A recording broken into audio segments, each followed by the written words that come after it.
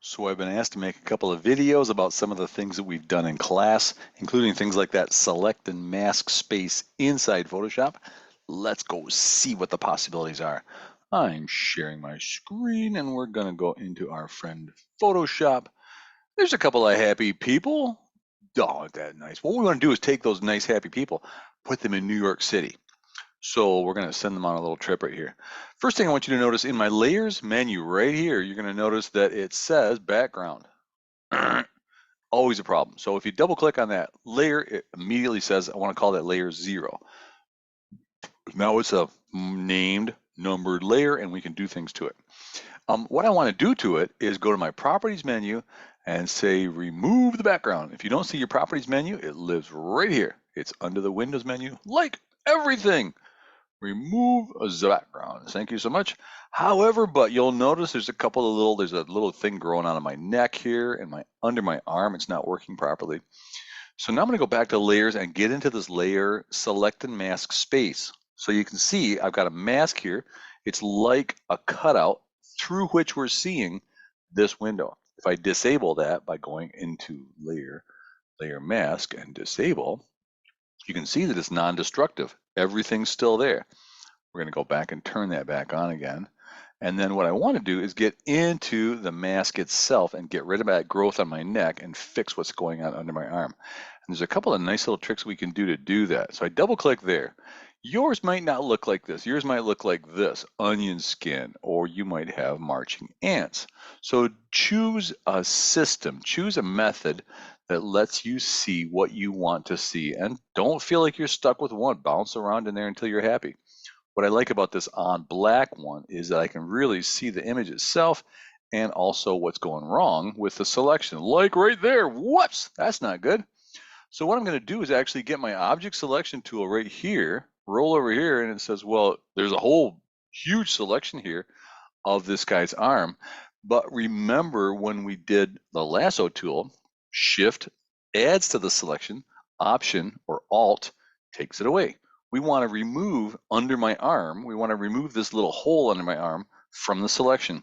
So I hold down my Option key, Alt on a PC, and just kind of go, I'm going to wrap around that thing. Doink, and it pulls it out. I don't like the way it did that. I'm going to go do it again. So you see what I've got? I've got Option here, rectangle or lasso. I could just use the rectangle tool too and say, give me that and remove it. Well, it's not, I got to hold down the Option key in order for it to remove it. So I'm going to take that and remove it and poof, it says, I can do that. So all of a sudden, that's gone. I can also do the same thing up here on my neck and say, what the heck is growing out of my neck? I'm rambling wreck from Georgia Tech. And so I'm going to hold down Option again and just go get rid of that thing right there. Boink. So you see how easy that is to say, basically, I'm just editing the selection. Once I'm done, we both go ding, ding, ding, ding, ding. Once I'm happy with that, I'm going to go back down here and say output to layer mask. At the very bottom of your select and mask space, it says make this part of my new layer mask that I'm using. Yes, I do. Okay. Doink. There's that. So now I've got the thing off my neck, the hole under my arm. Everything looks pretty good there. Now I'm just going to go find myself New York City. There's a picture of New York City. Command A or select all. Copy. Copy. And what I'm going to do is then go back to my happy image of these nice people. Where'd they go? There they are, way over there. And say Command V, paste. And I'll take that layer. You notice it makes a new layer. Whenever you do a paste, it makes a new layer. Whenever you do type, it makes a new layer. I'm going to grab that, pull it down, and then what I want to do is scale that up. So I can change the way that the scaling works. If I hold down Shift, it screws up the proportions. If I don't hold down Shift, it doesn't. And so I'm going to use single point perspective. One point perspective is so powerful the way that it pulls you in.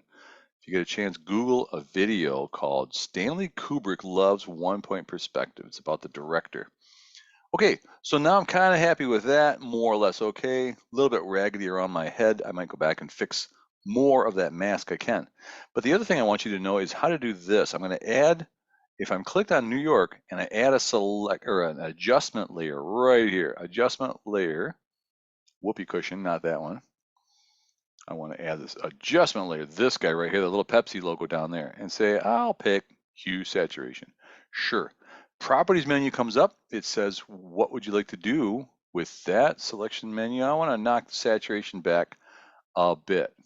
And maybe I'll also drop the lightness a little bit so that those happy people are now the stars of the show. Start spreading the news. So there's basically what my layers look like. There's our mask with us inside of it. There's the hue saturation adjustment layer that I put in. And there is New York.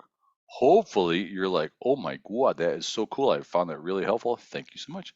See ya more with lots more videos. Bye.